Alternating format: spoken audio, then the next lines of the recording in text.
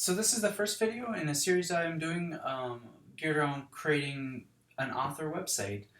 So we're going to be using WordPress, and we're going to go through and we're going to use the free WordPress sites available at WordPress.com. So the first step is really going out to the WordPress website, hitting the Create Website button in the middle, and if you already have a WordPress account, you can also just log in and add a website to your existing account. But we'll just walk through the process from the main page there.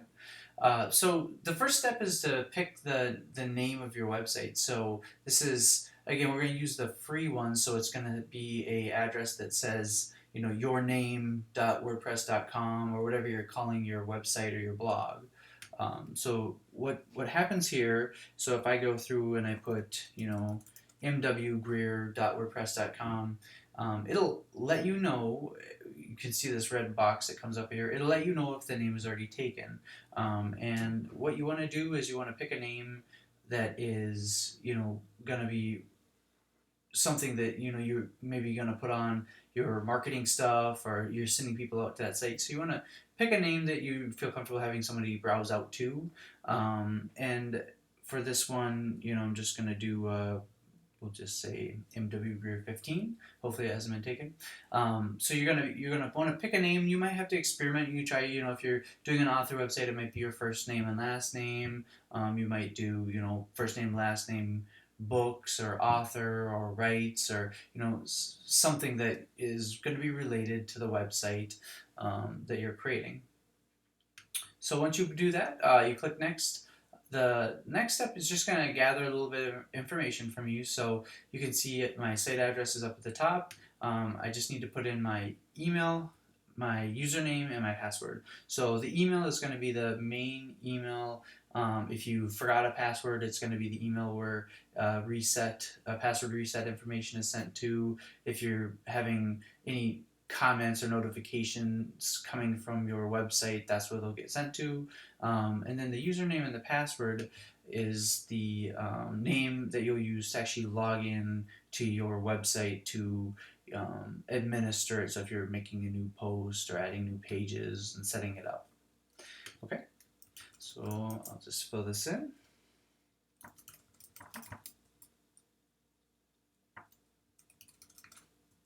We'll see. And again, with the username and password, they're specific to the WordPress.com website. So again, you might find that the username that you put in is taken, kind of like with the website address. And if that's the case, just remember with the username, you might just have to play around with it to get one that's not taken on the free website. So.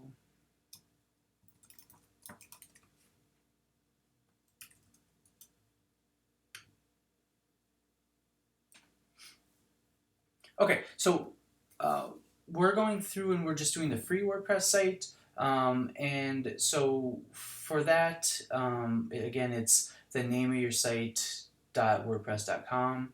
You're also prompted as you're going through and setting it up if you want to purchase an actual domain name. And if you had picked your first name and last name and that was available, when you come to this site, this page, if you want to purchase that domain name, you can do it through here. Again, we're just doing the free one, so I'm just going to say no thanks at that point. So I've got a website. It's been created now, and the last step in configuring it is to pick a theme, and the theme is really the look and feel of it. So it's going to be, the layout, the colors, and before I've plugged in any of my own content, it's just kind of the structure and the look and feel of the site. I think they say right now there's about 120 different themes that you can pick from that are all free. And, again, once you start putting your own content in, that's going to really add your own customization to it. But what you can do with WordPress is you can pick a theme right up front here. You have to pick a theme. But then once you get your site and you get into it and start configuring it, you can change the theme later. They have themes that you can buy if you have a more personalized one, or a certain look and feel that you find. There's a lot of themes out there to pick from. So for this, I'll just go ahead and I'll pick this first one. So it's going to use that initially. And again, just remember, you can preview your site with it. If you don't like how it looks once you're in there with your own content, you can always change it out later. So you don't really don't feel like you're committing up front there and you can't change it there. Okay, so the last thing, we're going to go through the free one for people that are serious about setting up this website through WordPress. The premium is a good option. The big difference with for the free site, you get 3 gigs of storage, which that might be enough, at least as you are up and running, just getting started. But if you're an illustrator, somebody who's posting a lot of graphics, the premium gives you a lot more space. So I think there's like 13 gigs of space on that one. And also if you're having a custom domain, so that name, if we're just using, like michaelgreer.wordpress.com, but if you're buying a name, then also you need to go with the premium account. And then the business, really, I think the big difference there is it adds a shopping cart to it. So we'll just go ahead and we'll do the free one. Again, you can start with the free one, and if you find you need more storage later, WordPress has there's buttons throughout once you get into your site that are options for you to jump into that premium one if you want to upgrade it later. So we'll start with the free one. Okay, so that's it for getting up and running. What it's going to do now is it's going to take me to my profile page. I'm just going to click my site here.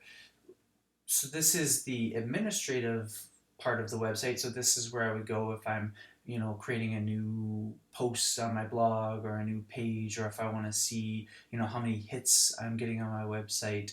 And there's also a link here to view my website. And I'm going to click that, and you'll see, just with those few quick steps, I'm already up and running with a pretty bare bones website. But it's live. It's public. Anyone could get to it. Obviously, you probably have to send it out to some people because otherwise no one's going to find it. But it's that quick to get up and running on WordPress, and that's what's really nice with it. So that's the first step, is really just getting your site up and running.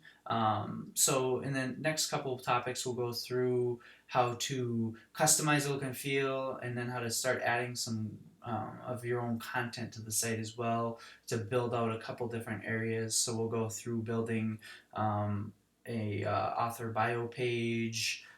We'll do a contact page.